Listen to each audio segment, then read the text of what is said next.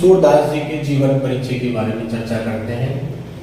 तो सूरदास जी के जन्म को लेकर विद्वानों में एक मत नहीं है, ये विवाद का विषय है। कुछ विद्वान तो 1478 में दिल्ली के निकट सिही ग्राम में इनका जन्म मानते हैं और एक मान्यता के अनुसार मथुरा के निकट रोहतक क्षेत्र में सूरदास का जन्म माना जाता है। तो दो विचारधाराएं हैं।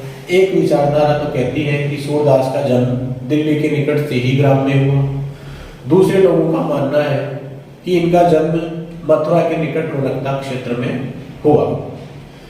इसके अलावा सन 1565 में जो वल्लभाचार्य जी के पुत्र थे विठलनाथ, इन्होंने अष्टछाप कवियों की स्थापना की। अष्टछाप कवियों की स्थापना की जिसमें 4 शिष्य तो वल्लभाचार्य जी के थे और 4 शिष्य विठलनाथ के थे। 4 शिष्य वल्लभाचार्य जी के थे और 4 शिष्य विठलनाथ जी के थे। इन 8 कवियों को, अष्टछाप कवियों को अष्ट सखा कहा जाता था। इन 8 कवियों को अष्ट सखा कहा जाता था। इन अष्ट सखाओं में सूरदास सर्वोपरि थे। सूरदास का स्थान सबसे प्रथम था। ये कवि सूरदास जब तक जो है वल्लभाचार्य जी के संपर्क में नहीं आए, तब तक यमुना नदी के गौ घाट पर दास्य भाव की भक्ति किया करते थे।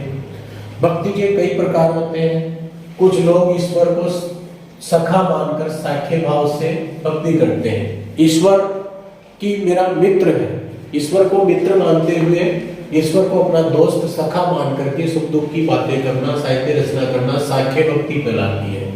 कुछ कांत भाव की भक्ति करते हैं। कांत का मतलब होता है पति।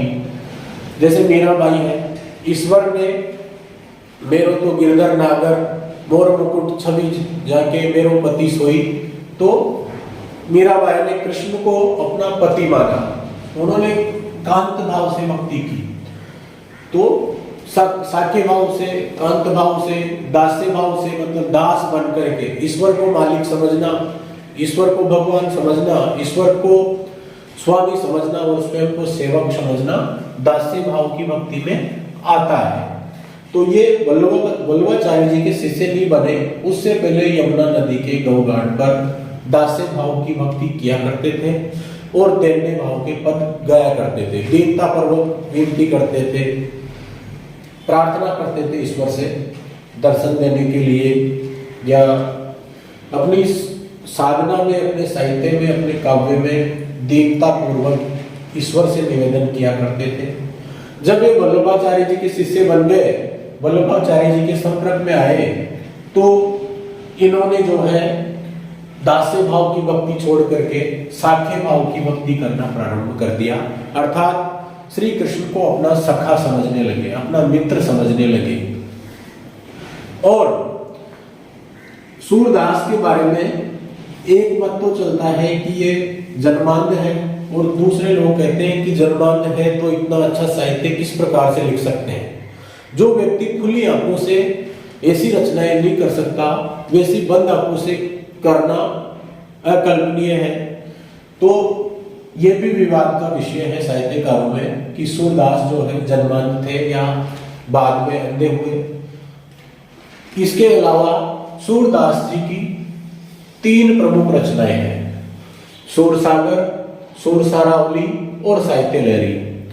जो सूरसागर है, सूरसागर भागवत पुराण के 10वें स्कंद से संबंधित है। भागवत पुराण सनातन संस्कृति का सबसे बड़ा ग्रंथ है भागवत पुराण, जिसके 10वें स्कंद से, स्कंद मतलब अध्याय होता है, अलग अलग भागों में बांट रखा है। तो भागवत पुराण के 10वें स्कंद से सूरसागर का संबंध है। ये इनका छोटा सा जीवन परिचय था। अब अपन अपने पाठ्यक्रम में जो सूरदास जी की रचनाएं हैं, सूरदास जी के जो पद हैं, उनके बारे में चर्चा करेंगे।